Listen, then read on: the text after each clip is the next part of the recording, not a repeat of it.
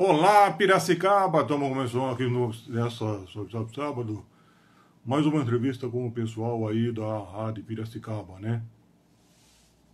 Não é para falar? Não entendo essa produção, viu? Manda usar máscara, depois quando entra na live manda tirar. Aí o coronavírus, hein? Fazer o quê? Então, sem máscara, desmascarado, estamos começando aqui mais uma live da AHA, Associação dos Amigos do Salão Internacional de Piracicaba. Nossa plateia virtual já está marcando presença para receber aqui Fausto Longo, ele que é o criador do Salão Internacional de Humor. Mais aplausos para o Fausto, torcida!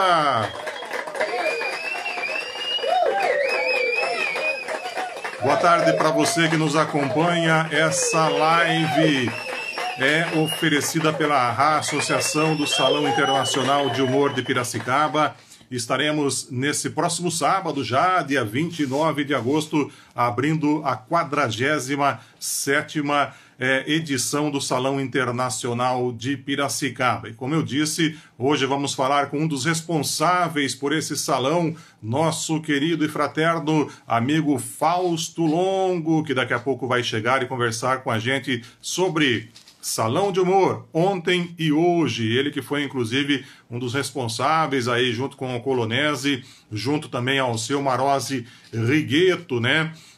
E outras personalidades piracicabanas pela fundação desse Salão Internacional de Humor, né? E hoje deu uma esquentadinha, né? Esses dias tava um frio aí, que falar para você, um frio do baralho, não, olha só, vamos ter jogatina hoje em casa, não sei se você percebeu, kkkk. Piadinha sem graça, né, gente? Piadinha sem graça que a produção manda a gente falar aí para esfriar um pouco ou esquentar e quebrar o gelo, né? Vamos ver se o Fausto Longo, que não é o Fausto Silva, já está por aqui. Já está por aqui, Fausto Longo já está aqui, nosso convidado. Vamos adicioná-lo. Vamos ver se ele aceita o nosso convite, né? Vamos retornar aqui, Fausto Longo, vamos lá, solicitou, vai fazer... Vamos lá aceitar o Fausto Longo para a nossa live desta quarta-feira, a última, né? A última, até porque o mês já acabou, o Fausto Longo já está aqui embaixo. Fausto, toca aqui para a gente começar essa entrevista. Joia, tudo bem? Como que vai? Está falando aqui do Brasil ou fala da Itália? Onde que você se encontra nessa quarta-feira, Fausto? Não, nós aqui em São Paulo. A gente está de prisão, com a prisão domiciliar decretada, né? Olha só, hein? Então, na verdade, o parlamento na Itália está suspenso para mais ou menos 2/3 dos deputados não estão participando das sessões. Então, estão participando das sessões mais aqueles que moram em Roma ou no entorno de Roma. E aqueles que têm que viajar estão participando das sessões através da internet. É a mágica aí do mundo digital. Que legal. Legal não, né? Essa é uma adaptação aí aos mundos modernos, né, Fausto? Sem dúvida nenhuma. Eu esqueci de me apresentar, sou o Edson Rondani Júnior, jornalista, fundador aí da Associação de Amigos do Salão Internacional de Humor, e conheço o Fausto Longo já de longa data. Eu era criança, Fausto já desenhava, era um nome muito citado em casa, principalmente por meu pai, o Edson Rondani, os meus primos, o Rudinei Bassetti, Milton, todo o pessoal falava do Fausto Longo e creia ou não, tenho uma longa admiração pela sua pessoa, viu, Fausto?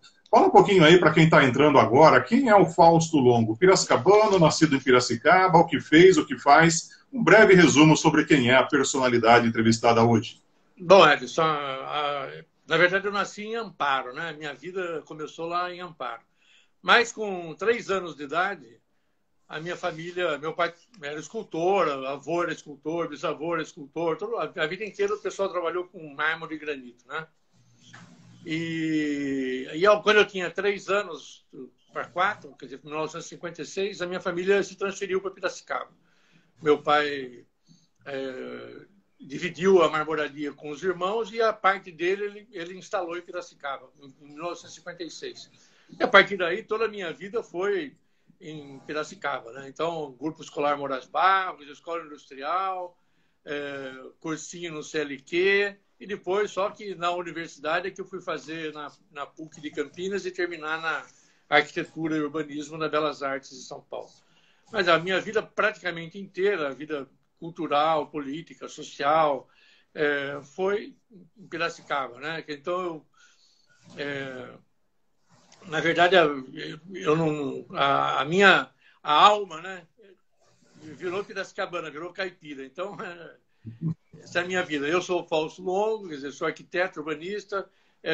O desenho, para mim, é uma terapia. Quer dizer, lógico que eu vivi do desenho durante praticamente 20 anos da minha vida.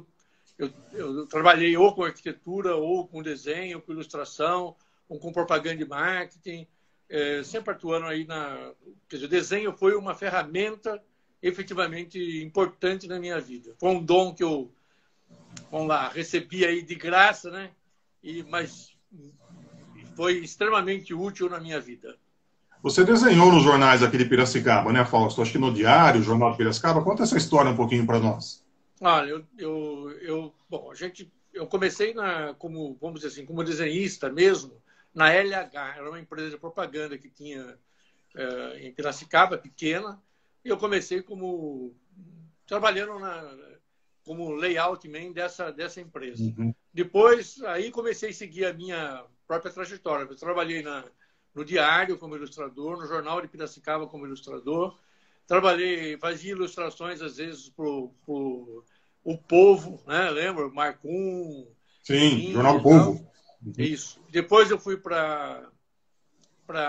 ajudava a revista Aldeia do Alceu e depois acabei indo para a editora Luiz de Queiroz. Trabalhei lá como ilustrador. E depois acabei montando a minha própria empresa, que se chamava Louca. Mas não era tão louca assim, não. Era Longo e Kanazawa. Era um sócio japonês e eu, então a gente colocou Louca. E era ali em cima da agência Torres, quando era atrás da Catedral, né? Em cima da farmácia do João Sachs. Era ali que era... E talvez tenha sido, acho que a maior agência de Piracicaba. Acho que a gente chegou a ter 11 funcionários. Realmente, naquela época não existia o advento aí do mundo virtual, então tudo era feito na mão, né? Desenho de letras, desenho de ilustrações, os anúncios. Então, durante um bom tempo a gente exerceu aí através dessa agência. E depois eu caí fora pro mundo aí de arquitetura e me meti um pouquinho mais aí na parte de decoração de rua, né? Fazia decoração de Carnaval e Natal em Porto Alegre, Santo André, Piracicaba, tal, e tive várias experiências nessa área, né? E até que surgiu aí a ideia quando eu estava na Louca, que eu fui chamado para participar efetivamente aí de ajudar aí na questão do Salão de Humor de Piracicaba, né? Entendi. Eu lembro que você desejou aí, através de um desenho, um feliz 79, Fausto. Será que 79 foi um ano tão bom assim? Eu tenho até essa reprodução aqui, sem querer, acabei encontrando agora. Saiu no Jornal do Povo Piracicabano. Para uma vida melhor em 79, vamos mostrar o que desejamos ao povo brasileiro. Nossa senhora, faz tempo. Menos verde, Fausto 78. Tivemos menos verde naquela época. Conta para nós um pouquinho sobre essa história. Por que menos verde? Você era antiecológico? Explica para nós aí um pouco essa tira aí que a gente acabou de encontrar aqui. Não sei se você consegue enxergar por aí. Sim. Bom, é evidente que o menos verde aí se referia às fardas. Sim, então, sim.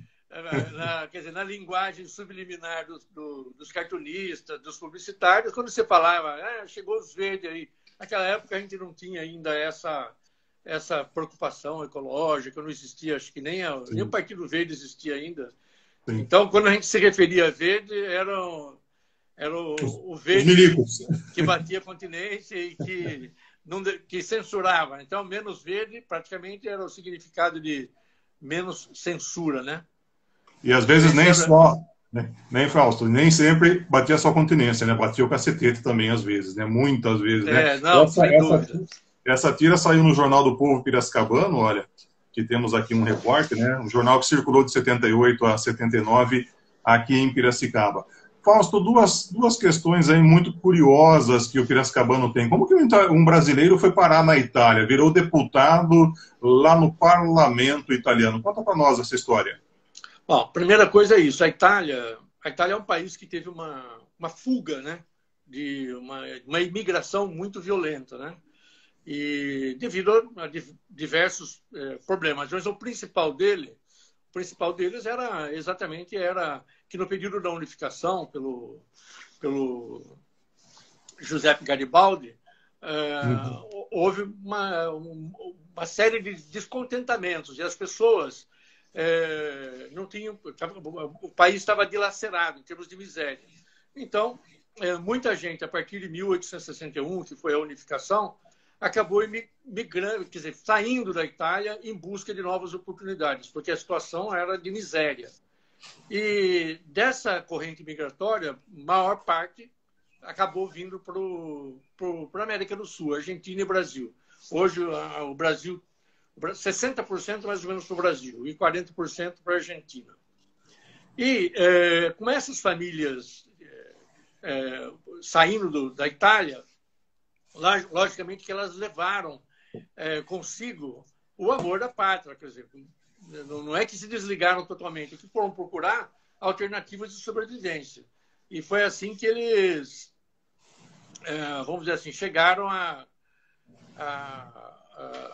minha família veio para o Brasil, juntamente com essas outras famílias. E muitas das famílias não se preocuparam em deixar a cidadania italiana e se nacionalizar. Não fizeram o processo de nacionalização no Brasil. Continuaram italianos.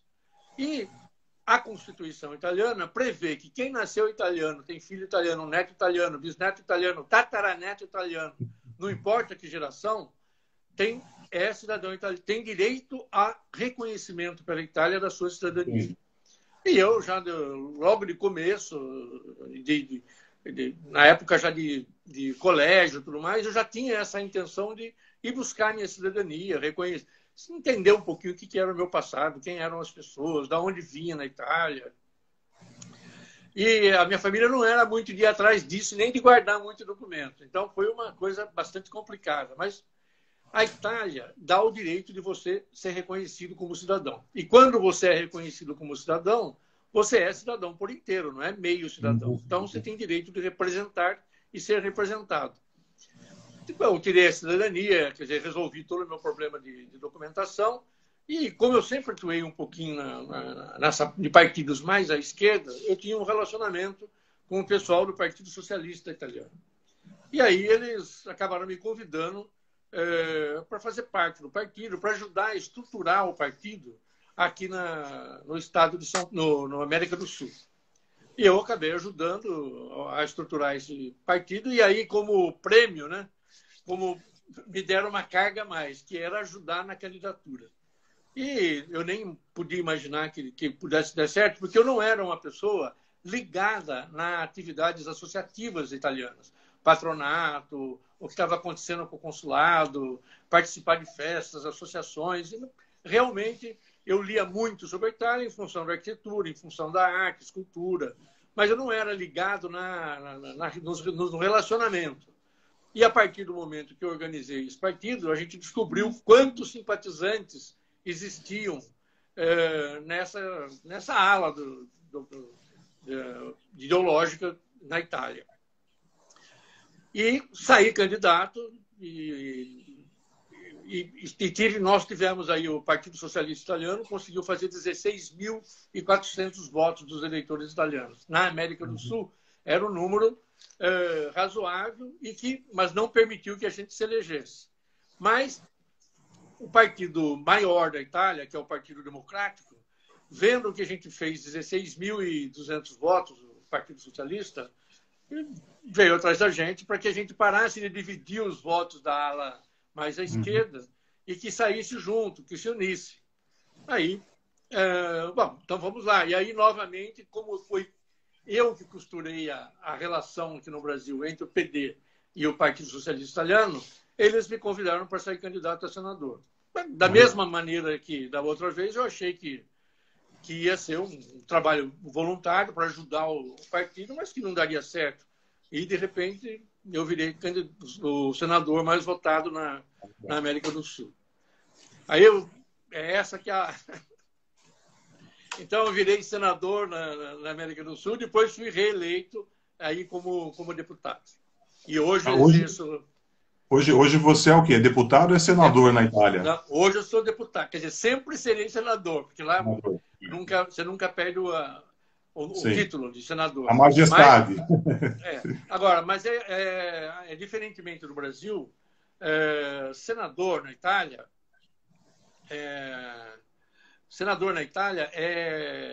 como...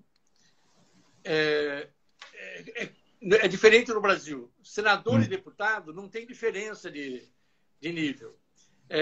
Não é que aqui no Brasil, senador é majoritário e deputado é proporcional. Na Itália, não. Na Itália, os dois são proporcionais, entendeu? Então, se chama sistema bicameral,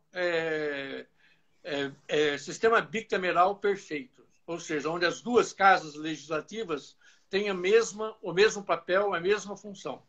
Então, hoje, até 2023, até março de 2023, a gente exerce ainda o mandato de deputado. Você fica na Itália, você mora lá, passa um tempo lá, vem para cá. Como é essa vida corrida? A vida é assim, olha, 10 dias, mais ou menos 10, 15 dias na Itália, uma semana no Brasil. 10, 15 dias na Itália, uma semana no Brasil. Semana no Brasil, entre aspas, a semana na América do Sul, porque como eu represento 10 países e a comunidade é espalhada, então a gente acaba tendo que ir para o Peru, para a Venezuela, conversar com as associações, com a comunidade, com os consulados, patronatos, com as estruturas que existem aí de proteção e de defesa aí dos interesses dos italianos que vivem fora da Itália. Só para você ter uma ideia, a Itália tem 61 milhões de habitantes. E só na América do Sul tem 60 milhões de ítalo-descendentes. Quer dizer, fora da Itália, nós temos 86 milhões de ítalo-descendentes. Fora da Itália. Existe alguma denominação para nós que somos descendentes, Fausto? Que nem os japoneses são Sansei, Nisei. Para nós não tem uma denominação. Gente que descende de italiano. É italiano. Você é italiano. Edson Montani é italiano. Agora, se você regula a sua documentação, você tem direito a regular a sua documentação. Então, para que regular a documentação?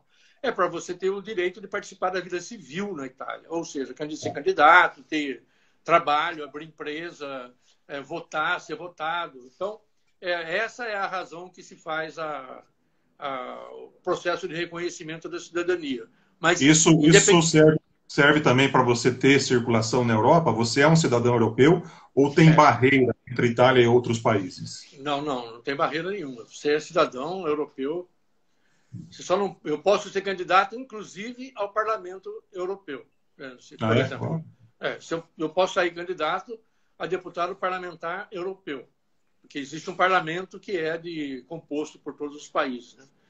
Mas você é um cidadão normal, não tem diferença nem. Quer dizer, é um cidadão normal. E também, quando você se elege, você é um senador, um deputado, igual a qualquer outro. Não tem... não, mas é candidato eleito no exterior. Não, é italiano.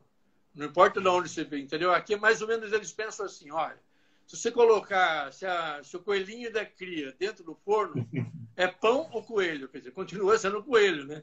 Então, filho de italiano é. Assim que eles veem, entendeu? Com certeza. A gente só tem uma mágoa com você, Fausto, é que você na Itália só toma vinho nacional, né? Deve ser uma dureza lá, né? Fazer isso aí, né? Aliás, queria agradecer a Rafa que você mandou aqui para nossa equipe. Valpolicella, é isso mesmo? Valpolicella. Inclusive, o Valpolicella. Agradeço, viu? Inclusive, o Valpolicella. Aquecendo aqui, inclusive, ó. Sua saúde, viu? Inclusive, o Valpolicella é da minha terra, do Vêneto. Quer dizer, quase vizinho aí, no Lago de Garda, um lugar maravilhoso. Todo italiano tem que conhecer, viu? O Lago de Garda, Sirmione, Valpolicella, Verona. Tomar o Botticelli também, que é primo irmão do Valpolicella. Fausto, a gente deve ser o pessoal do cartão de crédito, viu? É, Aguenta só um minutinho aí que eu vou atender o telefone da Rá, moderno ainda, é. smartphone ainda. Alô? Oi, tudo bem? Tô no ar com ele aqui. Sim, sim. Pode deixar. Manda um abraço para o Edgar. Obrigado. Secretária Rosângela Camonese no telefone, dizendo que já está tudo pronto para sábado, 29 de agosto. Teremos a abertura, uma abertura, inclusive, pioneira do Salão Internacional de Humor, 47ª edição. Vai ser virtual esse ano, viu, Fausto? E nós faremos, olha só a novidade que a secretária pediu agora pelo telefone ultramoderno aqui da A, né? Para apresentar a vocês. A abertura será feita, inclusive, pelo Instagram, aqui por este que vos fala, Edson Rontani Júnior, para a abertura do Salão Internacional de Humor, sábado, dia 29, às 19 horas. Não está aparecendo, mas é aqui em cima, ó, dia 29, às 19 horas, pelo Instagram do Salão Internacional de Humor. Mas esse telefone, falar para você, viu, Fausto? Deve ser coisa do Adolfo, viu? Deve ser coisa do Adolfo que dá tchau de mão fechada. Grande Adolfo. Mas o seu vinho tá delicioso, viu? Como que é? Valpolicella? Não, aí como é Edson Rontani, deve falar Valpolicella. Valpolicella, mas muito bom, viu? Agradeço aí do fundo do coração. Vou pensar se eu vou dividir com a Sabrina Franzol, que está aí, Sabrina Scarpari, que estão aí embaixo. Vou pensar. Só gente boa. Quem sabe sábado a gente faz um brinde aí ao vivo na abertura do Salão Internacional de Humor. Fausto, como foi criar o Salão de Humor? Você saiu na rua e tombou com uma pedra e falou, vou criar um Salão de Humor. Como que é essa história? É só você que pisou na pedra ou teve mais gente também? Não, na verdade é o seguinte, olha, o filho bonito tem muitos pais, né? E o Salão de Humor de Piracicaba é um desses filhos lindos aí que tem muitos pais, né? Mas eu acho assim que a efervescência, né, da Rua São José e da Praça José Bonifácio daquela época, onde circulava Alceu Rigueto, Serinha, Nardim, Adolfinho e Colonese, um pouquinho mais jovenzinhos. Eu tinha essa agência de propaganda, o Fagundes querendo fazer coisas diferentes na cidade. Foi uma conjunção, na verdade, de forças, e aconteceu que aquela página Recados do Diário, que ela mais ou menos procurava a mesma linha do Pasquim, né?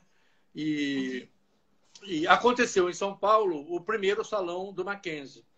E aí as pessoas que tinham ligação com essa coisa do humor, de acompanhar o que estava acontecendo no Pasquim, que era o Serinho, Nardim, o Alceu, eles ficavam sintonizados, João Mafez, eles ficavam sintonizados naquilo que estava acontecendo e começou a se fermentar esse conceito de, por que a gente não faz um salão? Aí teve uma primeira ideia, que era uma ideia contestadora, né?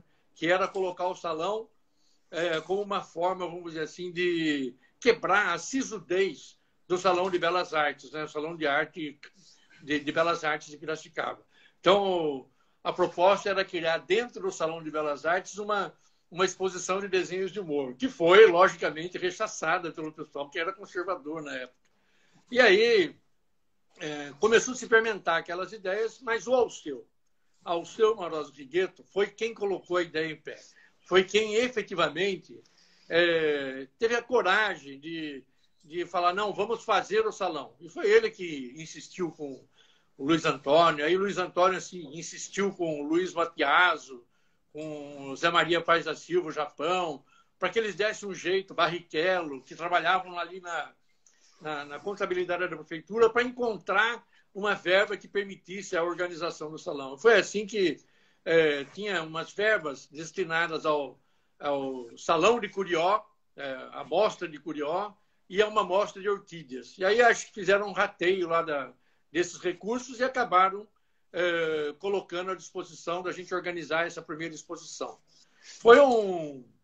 Mas assim, eu acho que o pai, vamos dizer assim, os pais espirituais do salão, eu colocaria que que foi o Serinha, o Nardinho, o Alceu, o Adolfo, o Colonese, o Carlinhos. Eu tinha essa agência, logicamente que eu desenhava, vivia no meio deles, desenhava, fazia charge no diário, participava dessa roda. E o Luiz Antônio tinha uma dificuldade, o Luiz Antônio Fagundes, que não tinha verba para executar o serviço de colocar em pé o salão, entendeu? E aí é que eu entrei com a minha empresa lá, com a Louca, com os 11 funcionários, e a gente, na verdade, foi, vamos dizer assim, nós fomos os operários do salão, que conseguimos colocar em pé o Armando Canazal, Zé Arruda Mariano, Carlinhos Canazal, a Marisa Furlanes. Era a nossa equipe no salão, na agência de publicidade, e foram eles que se deslocaram para poder viabilizar o primeiro salão, pintar luminoso, pintar a parede, criar a forma de pregar quer dizer, montar a exposição. E participar do salão. Como eu não era da comissão nesse primeiro salão, eu acho que nem tinha, pelo menos que eu me lembro, eu não era da comissão organizadora. Então, eu acabei participando do salão, tive um trabalho selecionado, fiquei super feliz. Aliás, o Rudinei Bassetti, né, seu primo. Mas a minha entrada no salão foi assim. E depois, inevitavelmente, você acaba sendo mordido por essa fabulosa, né, esse movimento que acabou crescendo, e os cartunistas do Brasil inteiro começaram a perceber que esse salão poderia ser uma forma de calar a boca daqueles verdes que a gente desenhava, né? Quer dizer, tentar burlar um pouco a censura. E aí foi crescendo e chegou aonde que nós chegamos hoje, com figuras do tipo do Fortuna, Ziraldo, Zélio, Jaguar, Enfio, enfim, Paulo, os Carusos, né? Laerte, quer dizer, uma infinidade de gente que não tinha espaço, né? Que fora o Pasquim não existia alternativa de publicar, começaram a ter no Salão do Humor uma referência.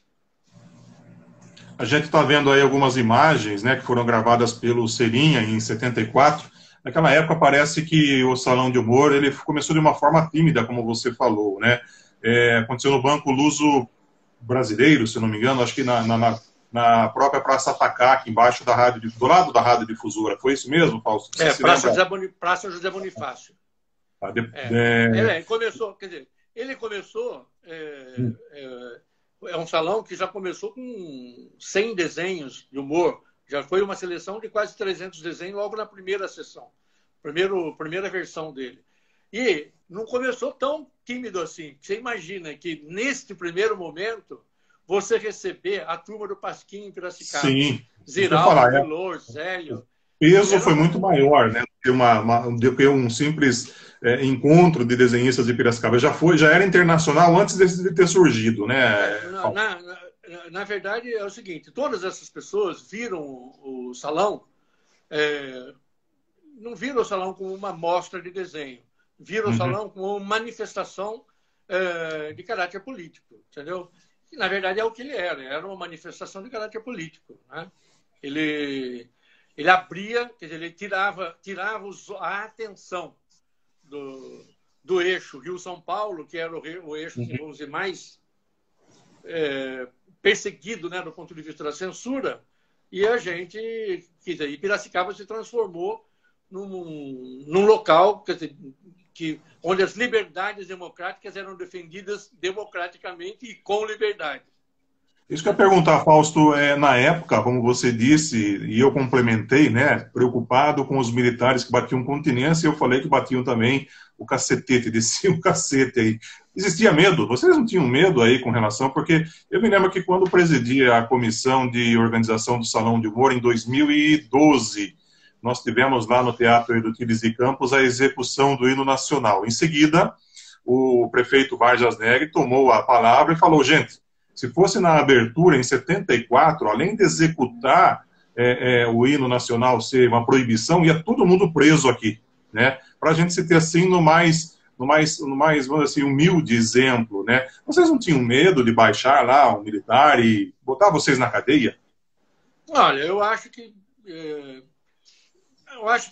não é que a gente que éramos heróis, que estávamos franco-atiradores, entendeu? É que a gente se preocupava mais com o desenho do que com os militares, entendeu? A gente não estava preocupado com eles, a gente estava preocupado com...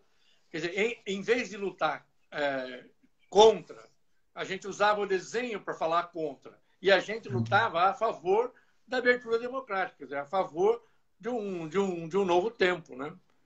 A diferença era essa. Mas se falar que a gente tinha preocupação, eu lembro que naquela época, acho que foi em 78, eu fiz uma exposição no Clube Cristóvão Colombo que se chamava Verde para que te quero.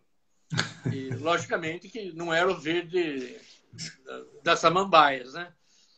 E naquele ano, não, foi o ano que era para ter eleição e foi prorrogada a eleição, né? Foi acho que foi 1980. 1980. E nós estamos falando aí de 40 anos atrás. E como você não podia, nós fomos proibidos de votar, porque jogaram a eleição de 80 para 82, a gente considerava o Figueiredo, quer dizer, o presidente da República, o vilão da história, né? Porque ele... Então, e era o Petrônio Portela, era o Geisel, Então, enfim, eram os militares que comandavam e alguns civis também que... Delfim Neto, Paulo Maluf. Entendeu? Então, aí eu criei o seguinte, para entrar, a gente fez uma eleição, vote no maior vilão brasileiro. E para entrar na exposição, você levava o título de eleitor. E eu carimbava o título de eleitor escrito, eu votei no maior vilão brasileiro. E aí sim eu tomei vamos dizer, uma advertência lá, tal, porque estava, na verdade, adulterando o documento.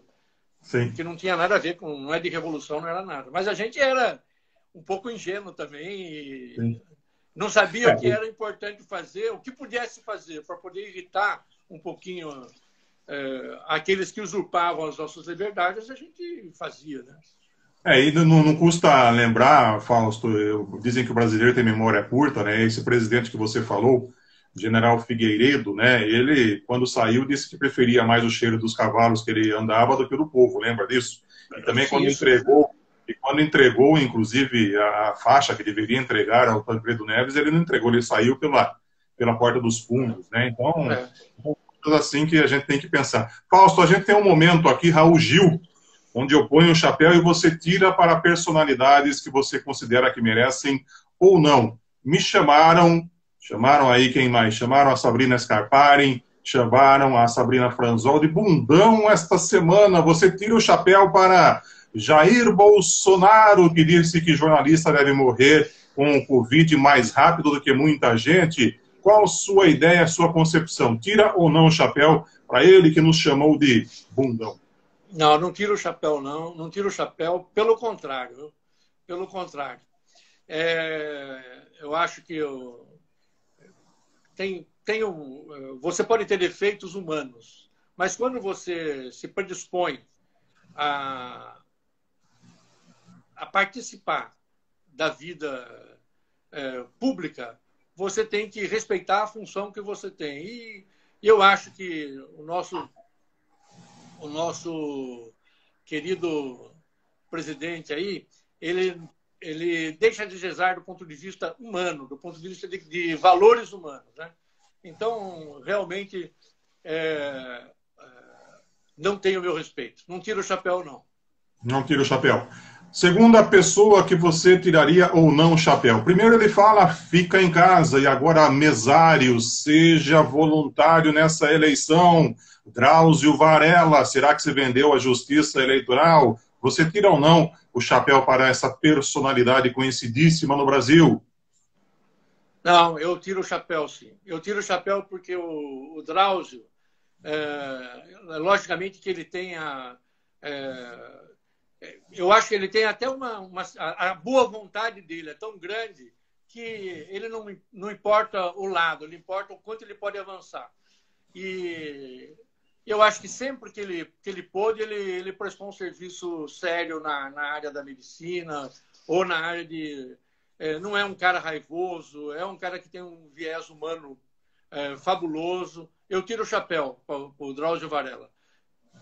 Terceira pergunta para você, chapéu na cabeça ou não, você tiraria pela simpatia que temos para o 47º Salão Internacional de Humor de Piracicaba, que esse ano enfrenta uma novidade em quase 50 anos, salão virtual provocado pela pandemia. Merece ou não a gente tirar o nosso chapéu, nossa cortesia, Fausto? Sem dúvida, eu tiro o chapéu para o Salão de Humor, aí eu tiro o chapéu para o prefeito, para a Rosângela Camolese, para o Edson Rontani, para o Adolfo, por todos aqueles que realmente lutam para que esse salão continue. E entendendo que esse salão não é uma amostra de desenho, ele é uma manifestação, na verdade, ele é uma manifestação toda contra todas as demonstrações de tirania, de gente que quer raptar a nossa liberdade, que quer julgar, enfim.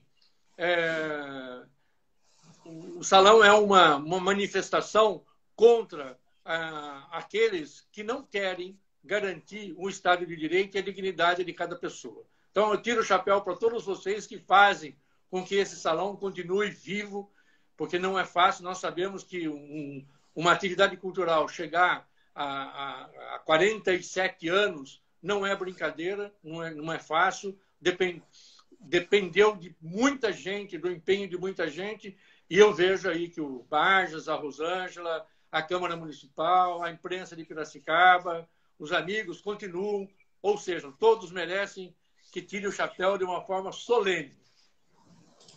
Olha aí, nossa torcida, plateia aí, efusivamente agradecendo as palavras do Fausto Longo, Fausto, a Verônica que está nos assistindo, dizendo que na cidade dela também tem salão internacional, tem salão de humor, só não sei onde a Verônica mora. Lucas Longo, já ouviu falar dele? Disse aqui, papai, fala um pouquinho do humor gráfico da atualidade. O que você acha desses artistas que são diferentes? Quando você desenhava, Fausto, era nanquim, bico de pena. Hoje se tornou um pouco não, né? A tecnologia também avançou no humor gráfico. O que você fala dos humoristas gráficos da atualidade? Estão no caminho certo? Qual a sua concepção a respeito do papel deles? Olha, bom, primeira coisa, não importa se é caneta nanquim, se é o dedo, se o giz, não importa qual é o instrumento que você utilize, o mecanismo, técnica. O desenho de humor, na verdade, o nome humor, a sátira, a charge, elas estão relacionadas com a ideia. Quem desenha é a alma, né? Na verdade, você põe para fora, você tem essa habilidade. Quem não tem, não nasceu com habilidade. Existem até técnicas para desenvolver a habilidade, né? Mas eu admiro muito a rapidez com que existe a inserção de novos mecanismos assim, de tecnologia, né? E consegue expressar a mesma qualidade de arte, ou seja, com traço, ou seja, numa tela, ou seja, numa tela de computador, no monitor. E a arte continua, na verdade, sendo a expressão, uma das grandes expressões da alma humana. Então, assim como a música, quer dizer, a arte de uma forma geral, a cultura de uma forma geral. Mas a poesia, a interpretação, a música, a dança, o desenho, a pintura, enfim, a escultura, são manifestações que eu acho que nós temos assim, a obrigação de reverenciar, dar espaço para esses artistas e parabenizar esses que conseguem, através de novos instrumentos, de novas formas, expressar aquilo que sentem, a sua forma particular de ver o mundo. Fausto, a Verônica Moreira está falando que mora lá em Caratinga, Minas Gerais. Olha, estamos internacionais, assistidos por outras pessoas, outros estados aí, além de Piracicaba. E o papel do Salão Internacional de Humor é esse também, né? É ser internacional, se popularizar além do Rio Piracicaba. Fausto, me lembro que anos atrás eu participei do lançamento de um livro que você fez, cuja capa é essa aqui, né? Ilustre Guardanapo. Eu me lembro que na época você falou que lá em Roma, enquanto senador, deputado, você ficava sozinho nos bares desenhando, e desenhava nos guardanapos, né? Conta um pouquinho da história desse livro, o que você trouxe nele, fala um pouquinho desse ilustre guardanapo. Edson, é o seguinte, lá eu não fui com família para Roma, eu fui para exercer uma atividade política e que ocupa. Então, nós temos 2 sessões diárias, das 9 da manhã às 2 da tarde, e depois das 4 até perto das 9. Né? Então, são de segunda a sexta, quer dizer. E fora o período em que você está em sessão, você tem que atender algumas demandas de gabinete, você tem que fazer contato, quer dizer, os partidos exigem que você tenha uma relação sempre íntima com aquilo que é o pensamento do partido em relação a alguns projetos de lei. Então, você tem um trabalho complexo, vamos dizer assim. Então, o único horário... Então, eu não fui com família, eu fui sozinho. Então, logicamente que à noite você vai jantar, vai num bar, vai no outro, você não vai no mesmo bar todo dia, mas a maior parte... Tomar um vinho, né? Eu frequentava descobri lá um restaurante de um amigo mineiro, La Taverneta 48. Né? Uhum. La Taverneta 48. Né? E fiz amizade com o Frederico, com a Denise, que são os donos lá, com os garçons. Inclusive tem um caipira que trabalhou lá, né, nesse restaurante, que hoje tem uma pizzaria aí em Piracicaba, o Giacomo Inforzato, que tem a Luigi's. Entendeu? Uhum. Ele encontrou comigo, nós trocamos desenhos lá no La Taverneta. Então, todo dia, e a mesa tinha uma toalha e os guardanapos que eram apetitosos do ponto de vista de você passar um traço, entendeu? E eu comecei a fazer um desenho, outro, e dava para as pessoas que pediam ali. Mas aqueles que não pediam, eu guardava o desenho para levar embora, né? E um dia a gente chegou, trouxe na mala aqui para São Paulo, e um dia o nosso cidadão número 1 de Caratinga, o Zélio, o Caratinga contribuiu para o Salão de Piracicaba, porque se não fosse o Zélio, a gente não... Né? A Verônica falou isso aí embaixo, escreveu lá embaixo.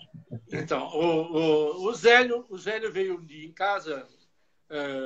a gente veio aqui tomar um aperitivo, o Zélio e o Ricardo Viveiros, jornalista Ricardo Viveiros, que foi presidente do salão, também ajudou a gente aí, sempre teve à nossa disposição. E aí, a minha esposa, a Sheila, contou um pouquinho para eles que tem um monte de desenho aí. Eles viram um guardanapo em cima da mesa, rabiscado. O Zélio também tem mania, às vezes, de rabiscar o guardanapo, né? Acho que todo cartunista tem. Sim. E arquiteto, desenhista, né? Bom, ele viu e falou, mas tem mais isso daí. Aí nós pegamos e mostramos para ele, devia ter uns 300, 400 desenhos. Ele falou, posso levar isso para dar uma olhada? E aí selecionaram alguns dos desenhos, né, que eles julgaram mais adequados e acabaram propondo o lançamento desse... Não tem a pretensão de ser um livro, um álbum de desenhos. É uma brincadeira, exatamente isso. Quer dizer, é um desenho de guardanapo, né? E o nome Ilustre Guardanapo, o Ricardo Viveiros e o Zélio fizeram uma brincadeira junto com o Rodrigo Faria, que é o editor da editora La Sese, ilustre no sentido de ilustrar e no sentido, é um senador que está escrevendo, fazendo um desenho, né? Então ficou Ilustre Guardanapo. É um guardanapo ilustre, porém ilustrado, né? E aí a gente fez o lançamento. É gostoso você ver os seus desenhos impressos no livro, porque acaba dando uma sequência, um sentido, né? Mas ele é isso. Esses trabalhos que estão aí são desenhos frutos da solidão. Eu estava sentado sozinho no restaurante, observando uma pessoa, um gesto. Como eu não sou caricaturista, eu tenho que transmitir um momento, alguma coisa que aquela pessoa fez. Então, por exemplo, um dos desenhos, você vai ver aí, a mulher estava tentando comer marisco, né? Com garfo e faca. Logicamente que o marisco voava no prato. Na hora que ela apertava, o marisco voava. Então, eu fazia um desenho que era um prato com marisco voador, né? Marisco com asa. Então, eram umas coisas assim. Se você der uma repassada no livro, você vai ver que tem desenhos todos relacionados com as coisas absurdas que eu via ali, dentro do restaurante, fora, cara que chegava com bicicleta, algumas coisas assim. Vamos ver se tem um aqui. Não sei se esse é do livro, é que eu estou tentando pegar pela internet. É do livro. Do livro, né? É. E deixa eu ver mais o que tem aqui. Esse aqui não, esse aqui é outro. Só o Ricardo, só a caricatura. Esse é o Ricardo Viveiros? Não, esse é uma caricatura minha mesmo. O Fausto 1 é isso. Do Piracicabano aí, ó. Érico San Juan, é feito pelo Érico San Juan, né? Isso. Você falou do Giacomo Forsato, eu vi aqui, ele faz umas delícias que falar para você. Essa é a verdadeira pizza, Fausto, aqui no Luigi Doc, né? Que é o estabelecimento do Giacomo, né? Depois umas coisas bonitas aí que dão água na boca mesmo. É uma pizza totalmente diferente que ele faz aqui em Piracicaba, né? Essa é a pizza que a gente come em Roma, né? Uhum. Pizza característica de Roma. Quando você vai para Nápoles, olha o Giacomo aí. Uhum. Você vai para Nápoles, por exemplo, né? A pizza é um pouco mais parecida com a pizza paulista. Mas, em geral, a pizza de... Come stanno? Tutto bene? Vamos ver aqui, ó. Ciao amici, come stanno? Tutto bene? Ele está fazendo realmente muito sucesso aqui em Piracicaba, viu? Dá água na boca só de ver as imagens que ele bota aí no Instagram, lá no Luigi Doc, né? Ali na Luiz, se eu não me engano, Luiz e Queiroz, ali perto da antiga Boys que fica, né? E você se encontrou com ele por lá, assim, ele já estava morando lá, Fausto? Como foi esse encontro de dois brasileiros lá na Itália? Não, eu fui um dia jantar e ele, por coincidência, o dono do restaurante, o Frederico, falou, veio um cara aqui pedindo para fazer um estágio aí e tal, no restaurante. E aí eu comecei a conversar com ele e descobri que ele é caipira igual você. Aí chamou, logicamente, fizemos aí a amizade. Depois eu encontrei com ele em Piracicaba. Não conheço ainda a pizzaria, quer dizer, esse período da pandemia realmente não permitiu, mas a primeira oportunidade, vamos lá. O Giacomo tem uma tradição muito grande aqui da família, né? Que mexeu com confecção, ele fundou também o Bárbaro Hamburgueria, gente que a gente gosta aí, tá sempre ligado à CIP aqui em Piracicaba. Fausto, daqui para frente, quais as metas de trabalho? Continuar no Senado, ser o rei de Roma, o que você pretende da vida? Voltar para Piracicaba? Quais as suas metas daqui para frente? Olha, toda vez que eu planejei alguma coisa, deu outra. Né? Então, a gente, quer dizer, na verdade, agora o que eu tenho é esse compromisso, terminar esse mandato com... logicamente, que existe... Eu tenho uma participação política na Itália e uma participação política aqui. E a política é um pouco uma coisa de missão, né, Edson? Né? Sim. Se às vezes você busca, de uma forma assim, desesperada, para tentar ter um mecanismo onde você tenta implementar as ideias, os seus sonhos, tudo mais. Por exemplo, eu sonho com a hidrovia Tietê-Paraná. Entendeu? Acho que é um absurdo um país como o Brasil não ter, por exemplo, uma hidrovia como os outros países do mundo que eu assisto, que eu vejo, possuem. Né? Eu acho um absurdo, por exemplo, Piracicaba não pensar numa barragem de Santa Maria quando daqui a 10, 15, 20 anos, ou 30, ou 50, nós vamos precisar daquela água limpa. E Piracicaba cresce, vai precisar de demanda, vai ter demanda por água limpa e nós não vamos ter esse reservatório de certa forma, porque existe uma interpretação de que o impacto ambiental será maior, mais negativo do que positivo. E, na verdade, hoje, a humanidade possui tecnologia, a legislação é tão rigorosa que nenhum projeto conseguiria passar se não levasse em consideração a questão ambiental, a questão de sustentabilidade, a questão de fauna, flora, a questão da qualidade da água, a questão da responsabilidade e da ética no uso múltiplo das águas do rio. Você vê, hoje, a gente usa a água do rio para despejo e para geração de energia, quando no mundo todo ela tem um uso múltiplo para navegação, para fazendas piscícolas. Por exemplo, se nós tivéssemos um lago bem feito aí, por exemplo, em Piracicaba, nós poderíamos ter toda a merenda de Piracicaba com base na piscicultura. Entendeu? Então, bom, é um sonho que não se viabiliza se não for pela luta política. Não significa que você precisa ser deputado, ser governador, ser prefeito, ser nada. Porque a luta política ela se dá na defesa das ideias. Então, nesse aspecto, lutar pelo Salão de Humor de Piracicaba, né? Que continue sendo um instrumento de defesa das liberdades democráticas. Lógico que eu vou continuar lutando pro resto da minha vida. Então, é uma forma de fazer política. Eu dou palestras, por exemplo, em câmaras municipais, pelo interior de São Paulo, para fundações de juventude, no sentido do que é ética, o que é política, o que é essa coisa de entender um pouquinho que o país é uma coisa nossa, que nós somos condôminos do país, não somos donos, né? Nós somos condôminos, então nós estamos de passagem. Então eu procuro levar aquilo que eu aprendi como deputado, como senador, participando de uma vida... Veja, na Itália, logicamente que para representar 10 países, eu tenho que estar sintonizado com o que está acontecendo em 10 países. Eu tenho que entender o que a comunidade italiana atravessa de problema naquele país. Então, eu tenho que entender a legislação, como é que a autoridade vê, como é que o governo vê, de cada uma dessas nações. Mas como a Itália faz parte da União Europeia, eu também tenho que entender como funciona esses países da União Europeia, como é que eles veem, né, em cada país da União Europeia, como vê o italiano que vive fora, como o europeu que vive fora da Europa.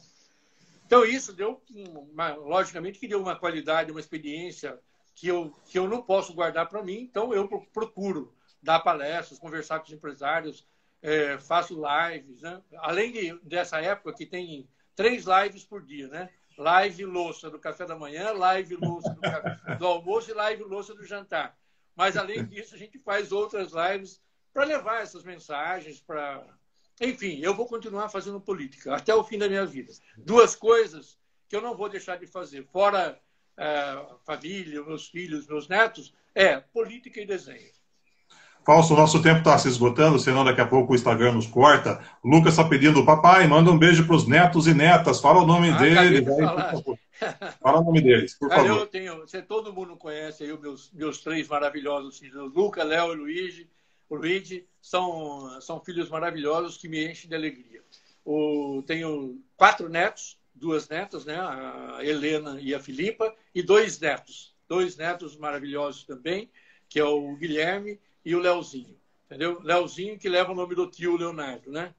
E é uma coisa, talvez acho que é a coisa mais gostosa na vida da gente é você sentir essa coisa do amor pelos netos. É uma coisa muito gostosa. Com certeza. Beijinho, beijinho. Beijinho para o Guilherme, beijinho para o Leozinho, beijinho para a Helena e beijinho para a Filipa.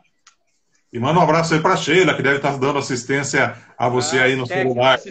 Assistência técnica da Sheila. Regra aí. Fausto, obrigado pela sua presença, pela sua participação. Sabe que a RA está sempre aí aberta para qualquer necessidade. E obrigado aí pelo papo que você teve com nós. E aguardo você sábado na abertura virtual do Salão Internacional de Humor, 19 horas, aqui no Instagram, só que lá do Salão Internacional de Humor. Obrigado, Fausto.